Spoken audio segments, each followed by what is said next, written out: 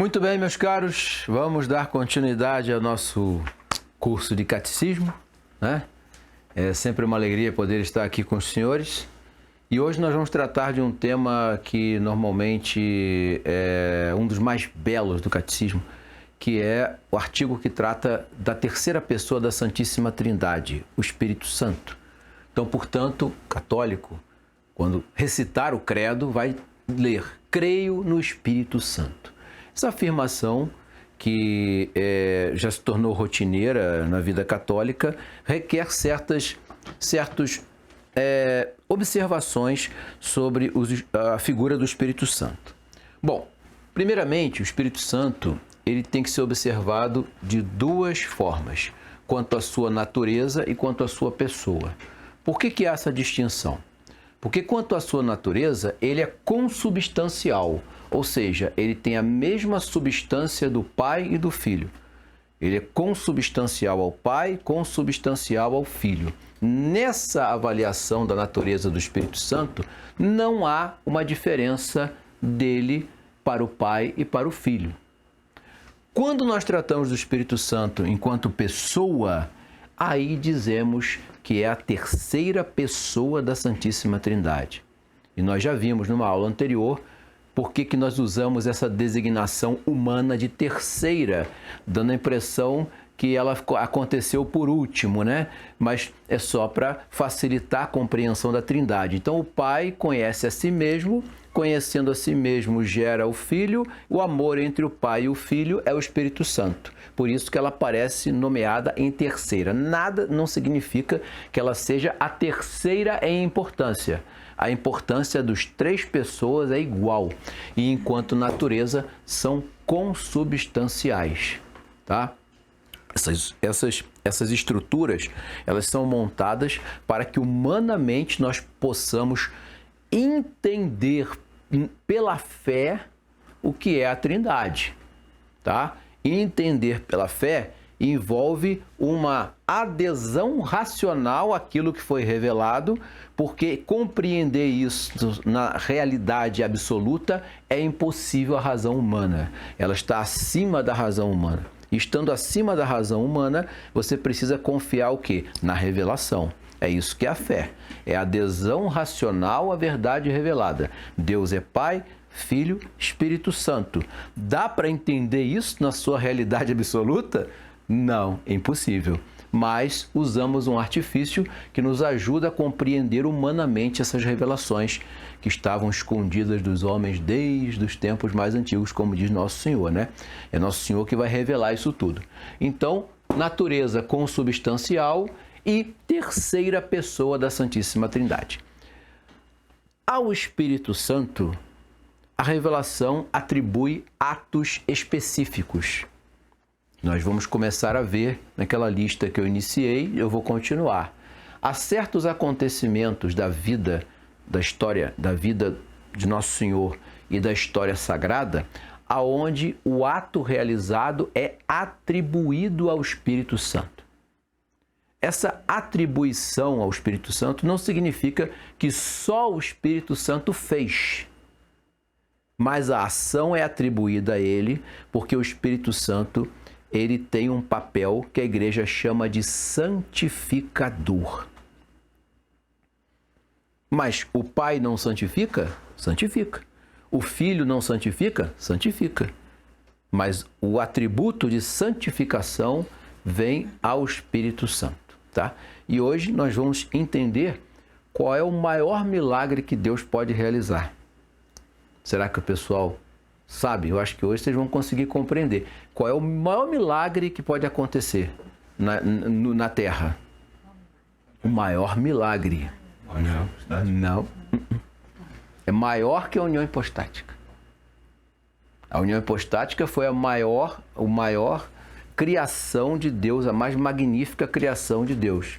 Mas qual é o maior milagre que pode acontecer? Redenção? Não. É a conversão de uma alma. Sabe o que é uma conversão de uma alma? É difícil até a gente chegar a isso. É um indivíduo que, por seu pecado, escolheu um caminho que vai levá-lo à perdição. E ele está certo disso. Tá? Porque todo pecador, ele escolhe o pecado porque ele acha que o pecado é melhor para ele. Agora, quando aquela alma recebe uma graça que transforma completamente essa visão espiritual e ela quer voltar para Deus, isso é o maior milagre que pode acontecer. É por isso que quando alguém se converte, o céu se alegra, né? Porque um pecador fez penitência, um pecador se converteu. Isso é um milagre absurdo, porque alguma coisa moveu a alma do indivíduo que fez com que ele entendesse que aquilo ali estava errado e voltasse para a verdade.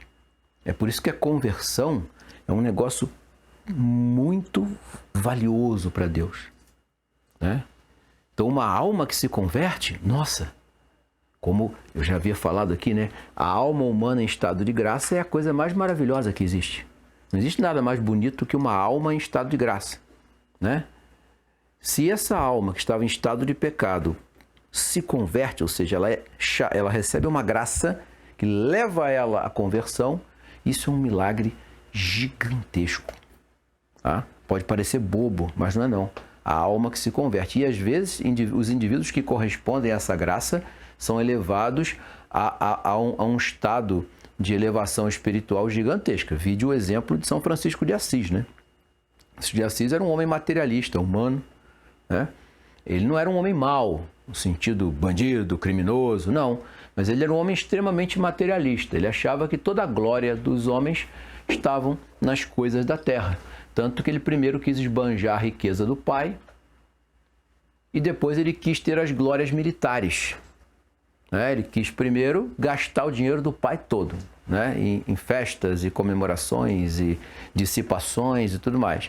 Depois, quando ele viu que aquilo ali era meio limitado, ele, não, agora eu quero as glórias da guerra, as glórias militares, né? Ele foi para a guerra, né? E se estrepou, caiu prisioneiro, sentiu na pele o que é ficar dentro de um cárcere, teve que ser resgatado a peso de ouro e tudo mais. E ele recebe nessa hora uma graça que mostra para ele, olha, nada dessas coisas tem um verdadeiro valor. E ele eleva a alma a tal estado de graça que se torna o mais santo de todos os santos. Pelo menos é o que a igreja fala, né? Então, essa explosão da alma de São Francisco é uma conversão. Mas ele já não era católico? Mas vocês sabem que existem várias conversões, né? São as 3 vias e 3 conversões. Não sei se vocês conhecem esse livro. É um livro chamado As 3 Vias e as 3 Conversões. Essa conversão de São Francisco é aquela conversão, que existe uma primeira conversão, que leva o indivíduo a se batizar, voltar à vida da graça. Existe uma conversão que eleva o indivíduo a um estado de graça gigantesco. Então, São Francisco, essa transformação na alma do indivíduo, no caso do exemplo de São Francisco, é uma das atribuições do Espírito Santo. Uma delas, tá? Não é a única, não. Supera até de Santo Agostinho? Não, Santo Agostinho também foi maravilhosa, magnífica. Eu só usei o exemplo de São Francisco e a igreja fala que São Francisco foi o maior de todos os santos. Pode ter algum, como é que se diz assim, como São Francisco era italiano, né?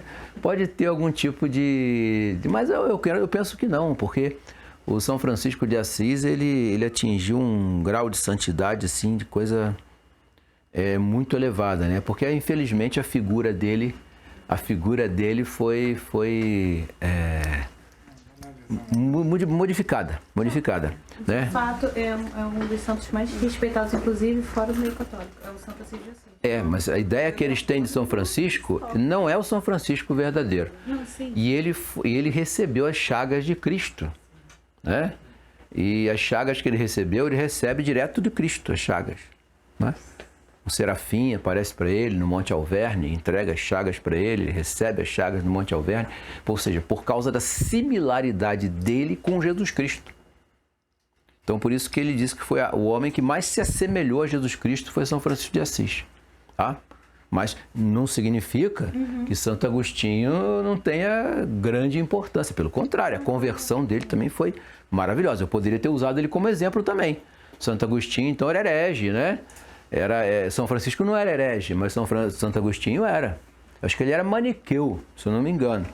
E ele se converte também. Então foi outra ação de santificação de uma alma atribuída a uma ação do Espírito Santo. Isso vai acontecer com todo indivíduo que se converte. O indivíduo estava na heresia, estava no erro, no crime, na imoralidade, sei lá o que mais, e alguma coisa, pum, chamou ele. Aquilo é um movimento interior, tá? A pessoa sente lá dentro e move-se. Quando isso acontece, vocês podem ter certeza, um milagre aconteceu dentro de vocês. Porque não acontece com todo mundo. Porque tem gente que rejeita. Deus dá, mas o indivíduo diz, não quero. Isso interiormente, tá? Não quero. Vai acontecer. Mas Deus vai querer a conversão daquele indivíduo até o final da vida dele. E quando acontecer, se acontecer, é um milagre. Milagre maior de todos os milagres, a conversão de uma alma. Tá? Não é aquela conversão exterior, assim, só de aparências, mas a conversão mesmo, né? É o indivíduo desenraizar-se do amor das coisas que o prendem ao pecado e voltar para Deus, tá bom? Então vamos lá então. O Espírito Santo é associado também, muitas vezes, ao sopro, ao vento, né? Como sendo algo que traz uma ação que é invisível. É o vento, não dá para ver o vento, né? Você sente o vento, ele vem, sopra, né?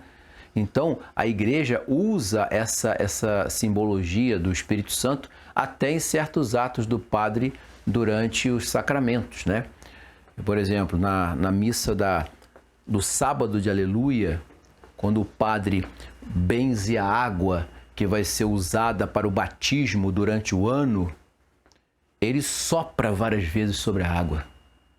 Ele sopra a cruz, né?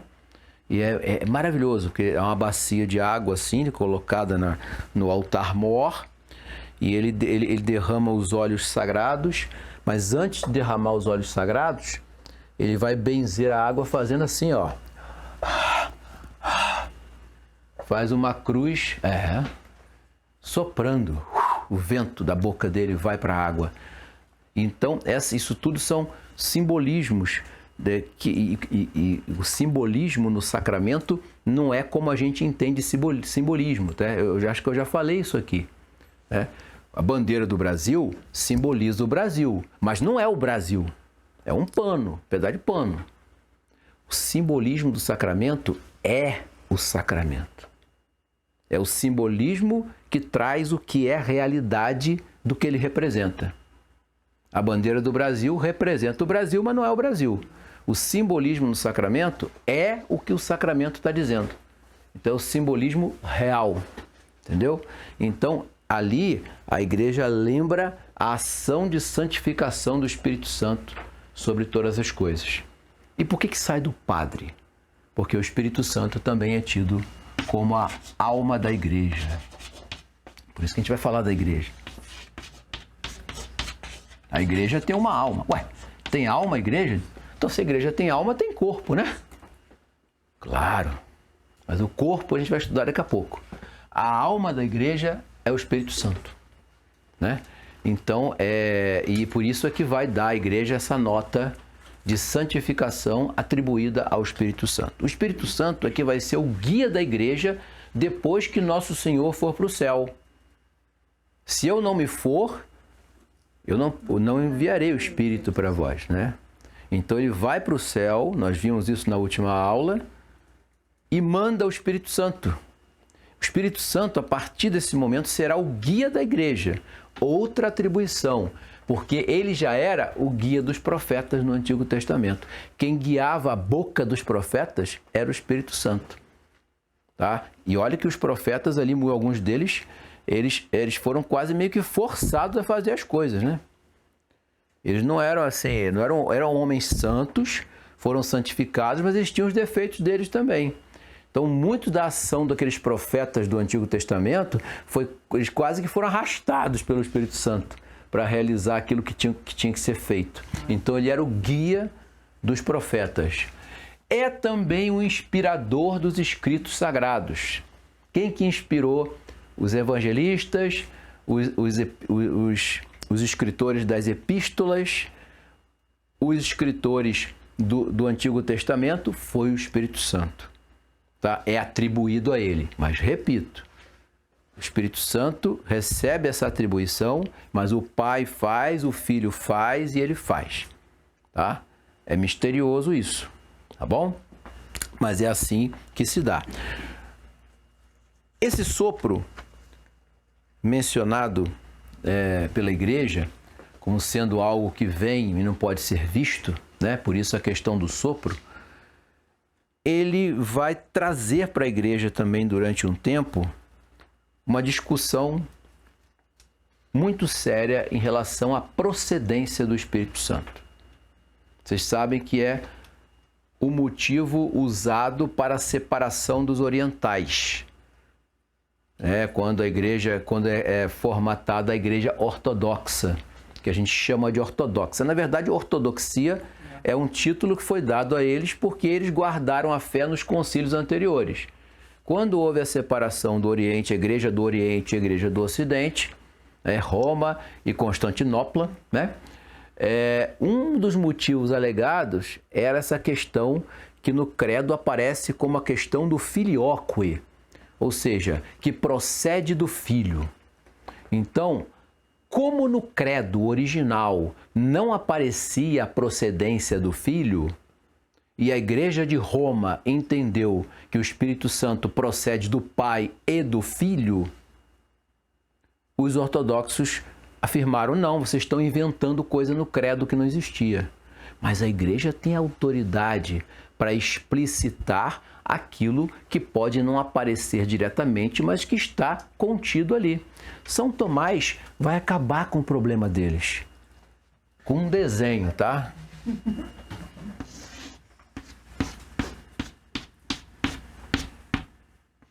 Vamos lá. O sol e os raios de sol. O calor, assim como vem do sol, vem do raio de sol. Então o Espírito Santo procede do Pai e procede do Filho. O que eles tentam defender é que o raio de sol não possui calor. Somente o sol. Entenderam a analogia? O Espírito Santo procede do Pai através do Filho. Mas, na verdade, a igreja ensina que o Espírito Santo procede do Pai e do Filho, ou seja, o calor ele está presente no sol e está presente no raio do sol.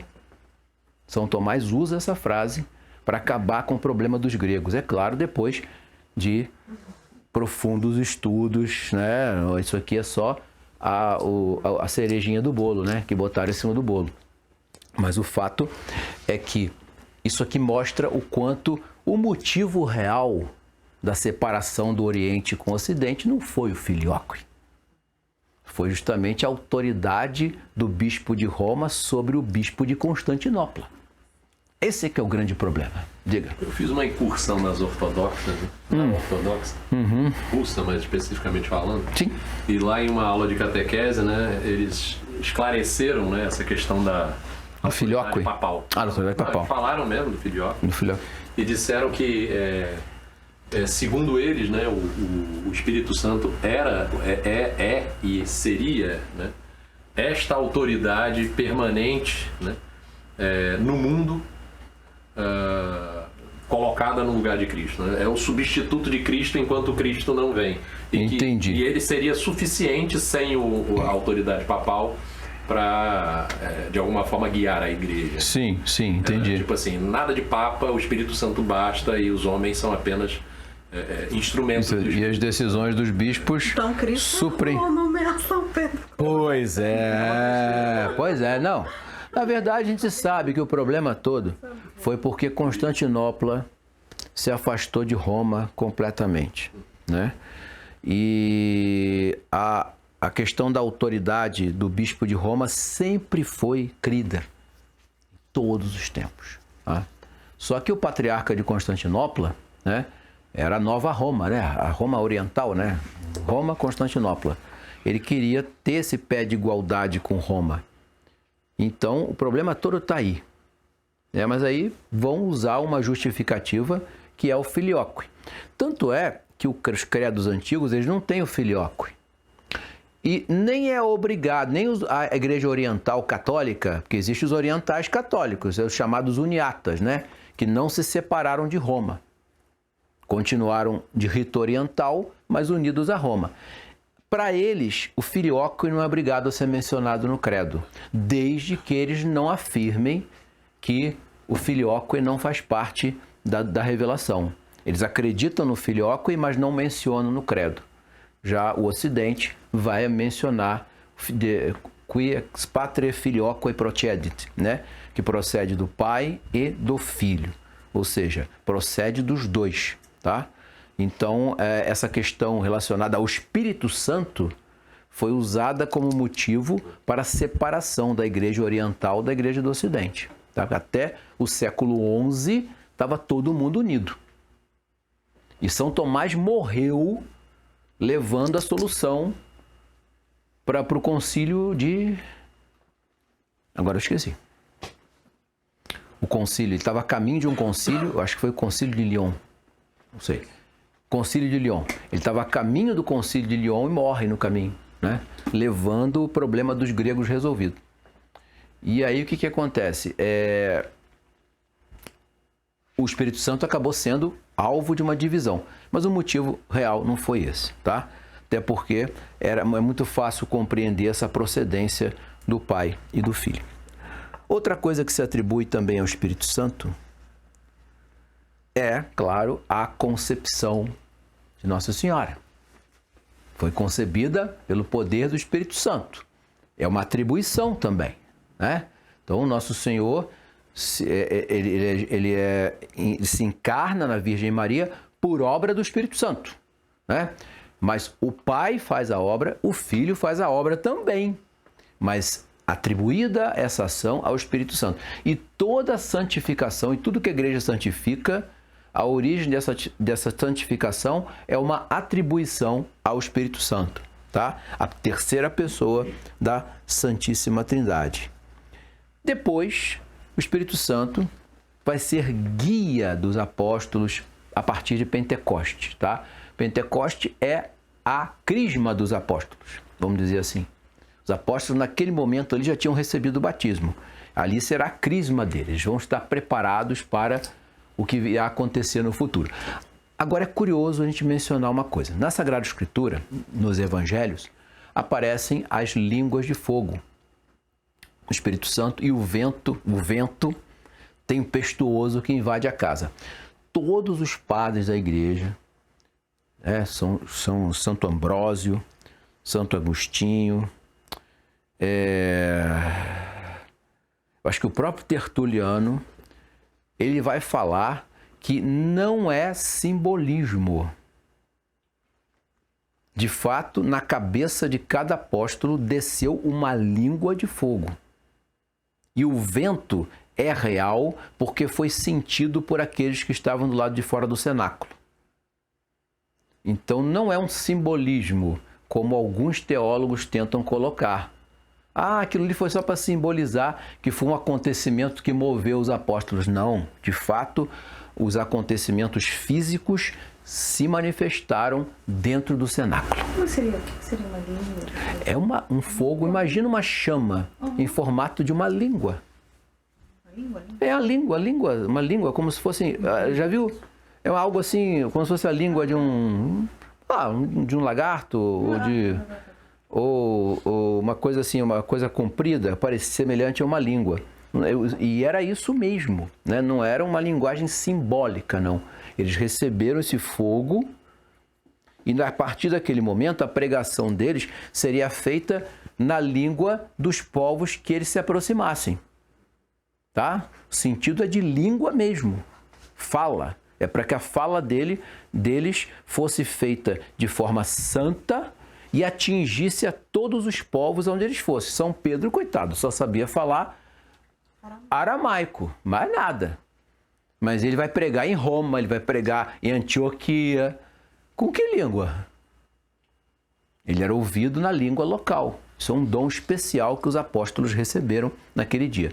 E o vento que levava eles é o Espírito Santo santificando. Por isso que a igreja usa o rito do sopro em algumas coisas, né? Até no batismo, né? Porque o rito do batismo mudou, né? Mas quem assiste, por exemplo, o batismo tradicional da igreja, você tem o pré-batismo, que acontece fora da igreja, e ali a criança ou o adulto recebe um exorcismo, né? Você passa pelo exorcismo e parte do exorcismo o padre sopra sobre a criança. Outro símbolo real da ação do Espírito Santo santificando e tirando aquela criança do poder do demônio, tá? E aí depois dos ritos fora da igreja, o padre tira a estola roxa, bota a estola branca e já dentro da igreja começam os ritos na pia batismal. Que na antiguidade, acho que eu falei para os senhores, as pias batismais eram fora da igreja. Vocês sabiam disso? Por exemplo, a Basílica de São João de Latrão, que é a sé do Papa, né? Agora é a Basílica de São Pedro, mas era São João de Latrão até a construção de São Pedro. Quando Constantino, não contei isso para vocês não, quando Constantino doou o palácio de Fausta, a mulher dele, para o Papa transformou o palácio na Basílica de São João. Qual São João? São João Evangelista. Mas do lado da Basílica tinha a igreja da pia batismal, que era separada da igreja principal. E essa igreja da pia batismal era dedicada a São João Batista. A igreja era São João Evangelista ou São João Batista. Quando a catedral cresceu, uma muito maior foi construída sobre o Palácio de Fausta, as duas igrejas ficaram dentro. E a partir desse momento, toda igreja que você entra, a pia batismal está do lado assim, não é? É por causa disso. Mas antigamente era fora, né? Aí ficou Basílica de São João de Latrão, San Giovanni Laterano, né? Mas que São João? Os dois. São João Evangelista e São João Batista, porque englobou as duas igrejas, tá? Aí hoje você entende por que você entrou na igreja, logo do lado tem a pia batismal, que é uma tradição lá dos primeiros séculos, né? Que é a partir disso. Então, o indivíduo recebia os ritos da pia batismal nessa igreja, que depois ficou dentro da igreja. Então, o indivíduo entra na igreja e aí sim, em cima da pia batismal, o indivíduo vai receber o sacramento do batismo. Né? Mas tem a preparação, o pré-sacramento, o sacramento e ainda tem o pós-sacramento, onde o indivíduo vai receber a roupa branca, a vela, vai receber os óleos sagrados na testa, o padre vai botar a saliva dele na boca da criança, no ouvido da criança. É muita coisa. E não ocorre mais, né? Eu acho que eles tiraram esses ritos. Tiraram. Eles fazem só a parte interna da igreja. A parte externa foi suprimida depois do Concílio Vaticano II. Eu batizei minha filha, não passou tudo isso não. Oi? Você batizou, não passou por tudo isso, né? Mas é magnífico, é maravilhoso, é maravilhoso. Tadinho. É maravilhoso, é maravilhoso. É possível, no caso, pedir para batizar no Vaticano. Já pesquisei até sobre isso. Para o meu sobrinho que mora lá na Europa. Será que eles fazem esse completo lá? Eu acho que não faz, não. Então. Mas não faz, não. Faz mais, não. Ou seja, é o rito antigo, né? Eles não vão fazer. Não vão fazer. Mas o fato é que, nesse rito antigo, esse simbolismo real do Espírito Santo santificador ficava muito claro para os fiéis. Tá? Professor, Pois não. eu ouvi de um sacerdote falando a respeito dessa questão da mudança do batismo, de que era possível solicitar a um padre tradicional que fizesse os ritos de exorcismo Pode. não feitos no batismo que recebeu, né? Não, pode, mas o problema é o padre aceitar, entendeu?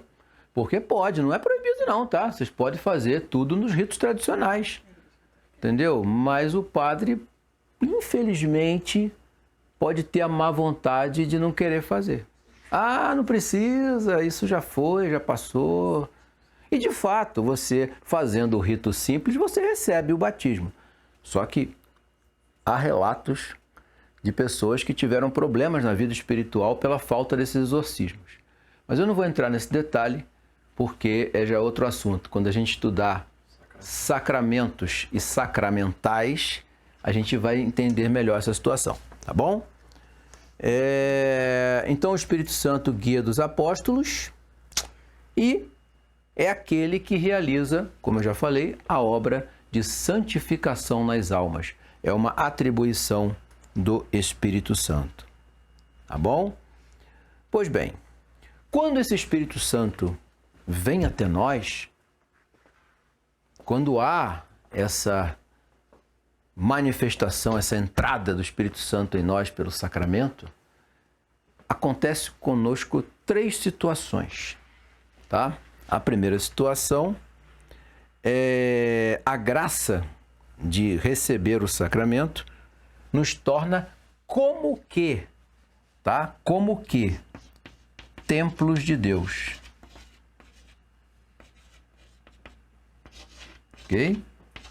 É como se a nossa morada, a morada do Espírito Santo, nós nos tornamos templo de Deus. E, curiosamente, esse Espírito Santo, ele visita nossa alma como um amigo na casa de outro amigo.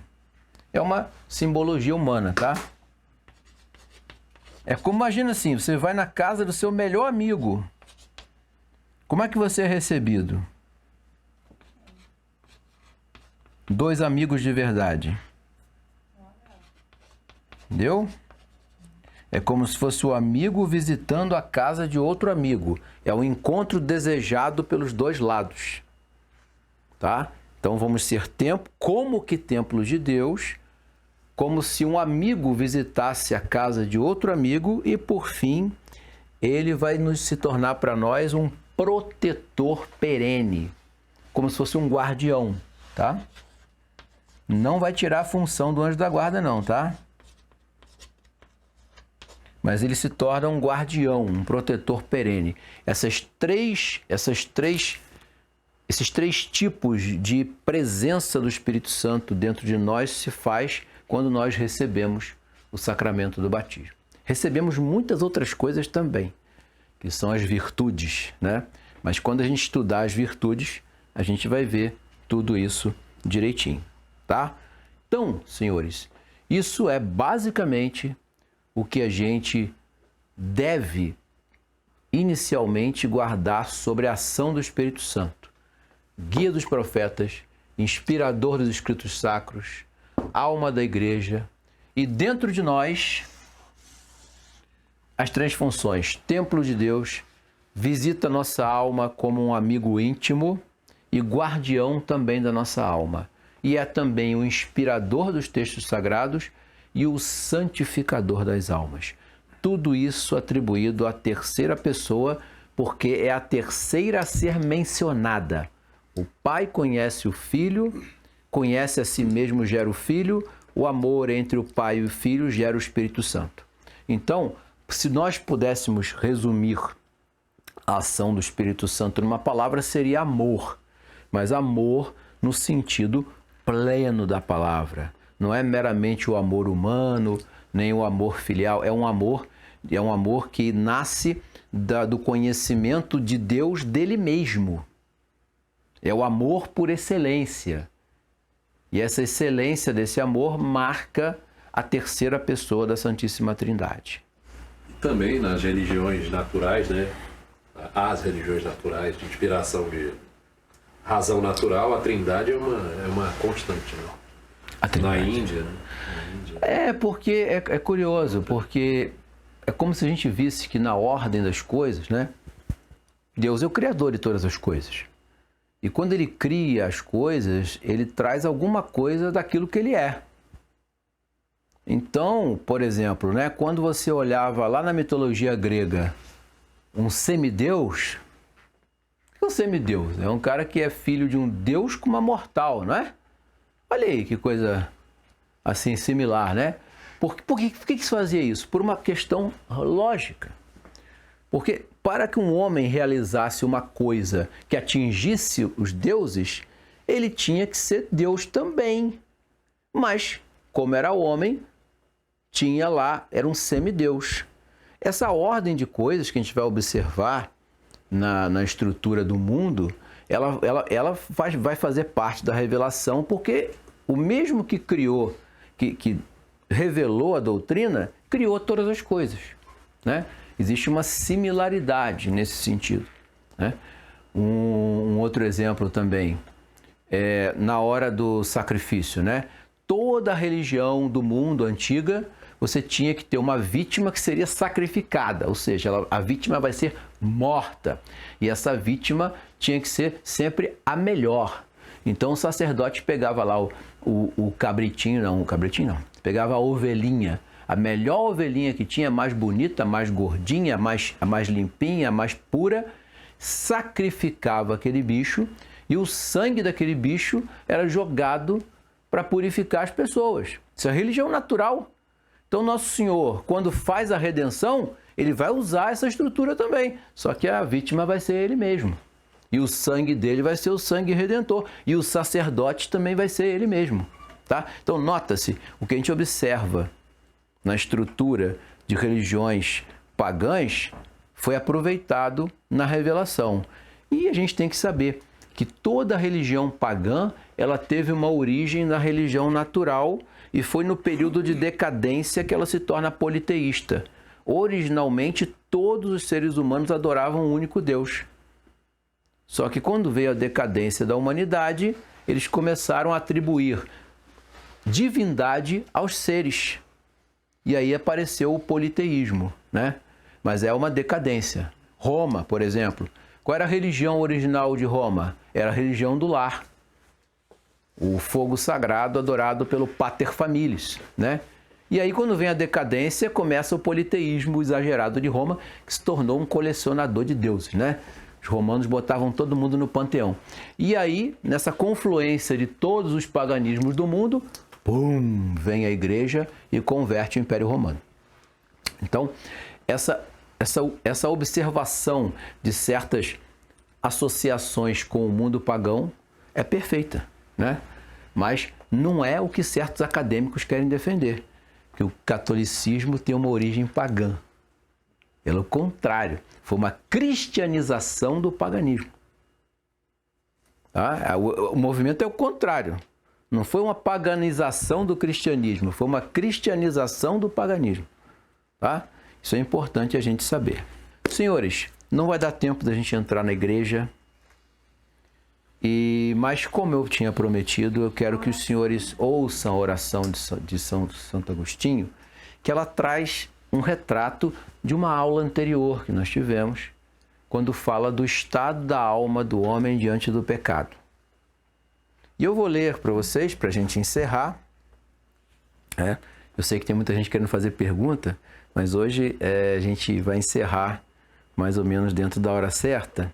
E olha que magnífica essa oração de Santo Agostinho, mandada publicar pelo Papa Urbano VII, né? Olha que magnífico. Eu tiro o óculos para ler, tá? Vamos lá. Diante de vós, Senhor, apresentamos o fardo dos nossos crimes e simultaneamente as feridas que por causa deles recebemos. Se pensamos no mal que fizemos, é bem pouco o mal que sofremos e muito maior o que merecemos. Foi grave o que ousamos cometer e leve o que agora sofremos. Sentimos que é dura a pena do pecado e, no entanto, não nos decidimos a deixar a ocasião dele.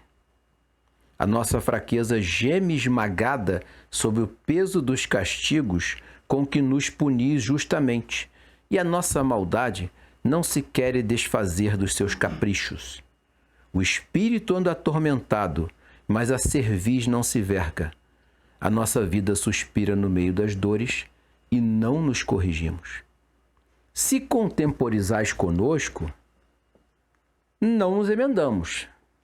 Se tirais de nós vingança, gritamos que não podemos. Se nos castigais, sabemos declarar que somos réus. Mas se afastais por um pouco a vossa ira, esquecemos logo o que deploramos. Se levantais a mão, logo prometemos a emenda.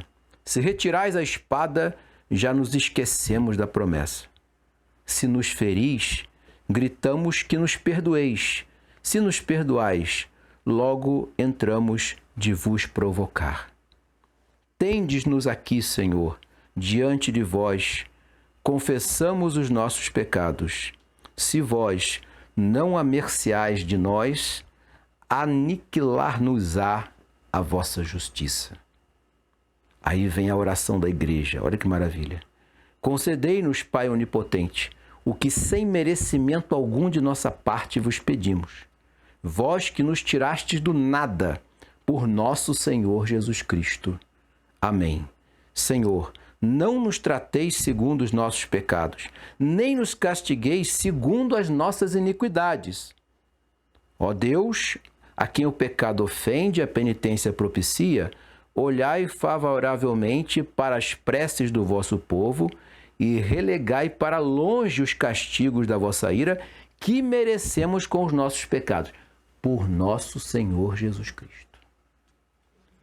Ele mostra toda a luta da alma humana contra o pecado e deixa claro uma coisa interessante. Se não houvesse o advogado que nós estudamos na última aula, se não houvesse o sangue meritório de nosso Senhor, se não houvesse a mediação de nosso Senhor e também a mediação de Nossa Senhora e também a intercessão dos santos, os nossos castigos seriam 1000 vezes maiores.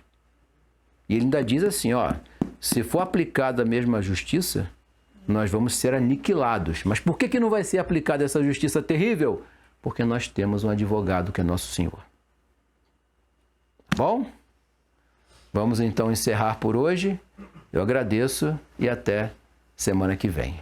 Em nome do Pai, do Filho e do Espírito Santo. Amém. Muito obrigado. Você acabou de assistir a 10ª aula do curso de catequese. Eu queria compartilhar uma apreensão minha com você. Pio XI, na Vigilante Cura, afirmou que todos sabem o quão mal causam às almas os maus cinemas. Afinal, eles se tornam ocasião de pecado, induzem os jovens aos caminhos do mal e também propõem a vida sob uma luz falsa, ofuscando os ideais e destruindo o amor. Pio XII ainda estendeu a sua preocupação aos filmes neutros, quando expôs que também os filmes moralmente irrepreensíveis podem se tornar espiritualmente perniciosos, porque oferecem a quem assiste um mundo no qual as pessoas vivem e creem como se Deus não existisse.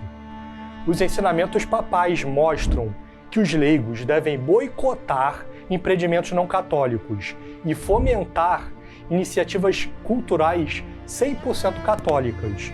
Pensando nisto, nós criamos um streaming para membros com o fim de construir uma grande produtora audiovisual que possa chegar a fazer filmes com a qualidade técnica à altura do que é empregada pela cultura woke.